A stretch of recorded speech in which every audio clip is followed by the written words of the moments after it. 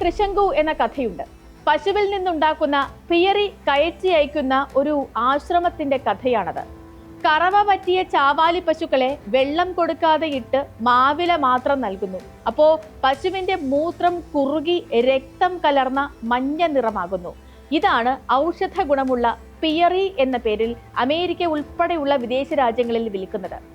India 1 നൂറ്റാണ്ട് മുൻപ് കയറ്റി അയച്ച പിയറിയെ കുറിച്ചാണ് ആനന്ദ് എഴുതിയത്. ഇപ്പോ അമേരിക്ക ഇന്ത്യയിലേക്ക് അയക്കാൻ ഒരുങ്ങുന്ന പാലാണ് വിഷയം. അമേരിക്കയിലെ പശുക്കൾക്ക് മാംസവും രക്തവും നൽകുന്നുണ്ട്. പാൽ സമീകൃതമാകാൻ ശാസ്ത്രീയമായി ചെയ്യുന്നതാണത്. അങ്ങനെ ഉൽപ്പാദിപ്പിക്കുന്ന പാൽ നോൺ വെജിറ്റേറിയൻ ആണ്. അതിനാൽ ഇന്ത്യക്ക് വേണ്ട. ഇതാണ് ചർച്ചയ്ക്കിടെ ഇന്ത്യൻ പ്രതിനിധികൾ ഉയർത്തിയ വാദം. പാല് കുടിക്കുന്ന ഇന്ത്യക്കാർ പശു എന്തു കഴിക്കുന്നു എന്ന് നോക്കുന്നത് എന്തിനാണ്? ഇതാണ് അമേരിക്ക ഉയർത്തുന്ന മറുചോദ്യം. പാലിൽ രക്തമോ മാംസമോ അമേരിക്ക കലർത്തുന്നില്ല. പശുവിന് മാത്രമാണ് പോഷകാഹാരം കൊടുക്കുന്നത്. പശു അത് കഴിക്കാൻ മടി കാണിക്കുന്നില്ല. പച്ചക്കറി കഴിച്ചാലും മാംസം കഴിച്ചാലും പശു എന്ന മൃഗത്തിൽ നിന്നാണ് പാൽ വരുന്നത്.